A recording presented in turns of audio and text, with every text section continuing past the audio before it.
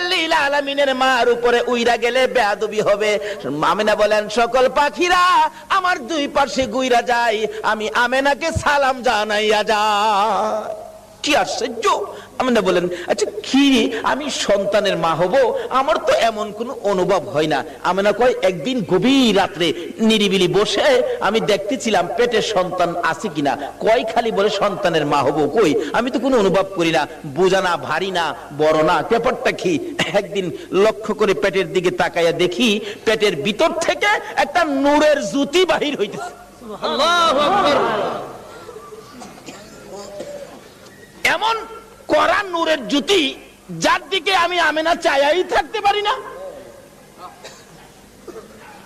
তখন থেকে মা আমেনা টেনশন করতেছেন, কবে জানি সন্তান ভূমিষ্ঠ হয়, কবে জানি সন্তান আসে, কবে জানি আমার সন্তান দুনিয়ার তার শিবানে। আমি কাকে বলবো? নাই আমার কেউ অসহায়। আমি চোখের পানি ছেড়ে দিলে আব্দুল মুত্তালিব ডেকে ডেকে বলেন, বৌমা আমেনা তুমি কিসের ব্যথায় কান্দো? বাবাকে খবর পাইলাম আমার নাকি সন্তান হবে। ও বাবা, আমার যে কেউ নাই, কে আমার পাশে থাকবে?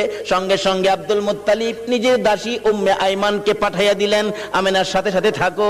আবু লাহাবের দাসী সুয়াইবাকে ডেকে বললেন, তুমি পাশে পাশে থাইকো, আমেনাকে তোমরা সবাই দেখে দেখে রাখবা যাতে কোনো বিপদ না হয়। যেদিন মক্কা নগরী নবীর আগমনে খুশিতে নাচতেছিল, আল্লাহু আকবার, পশু পাখিরা একজনের কানে আরেকজনের খবর দিতেছিল, আজকে বলে রাহমাতাল লিল আলামিন দুনিয়ার জমিনে আসবে। এই খবরে মক্কা নগর, বালুর কণা, এমনকি খানায়ে কাবা পর্যন্ত খুশিতে নাচতেছিল, আল্লাহু আকবার। আব্দুল মুত্তালিব বলেন, আমি ওই দিন সন্ধ্যার সময় খানায়ে কাবার দরজার পাশে বসে বসে কাঁদতেছিলাম, ও খানায়ে কাবার মালিক, আমার বৌমা আমেনা অসহায়, সন্তান হবে, তুমি কিন্তু আমার বৌমাকে সাহায্য করো। এইভাবে কাঁদতে কাঁদতে কাঁদতে কাঁদতে রাত্র যখন 2টা 2:30 বাইজা গেছে, হঠাৎ করে দেখি আকাশে বিকট শব্দ হয়েছে।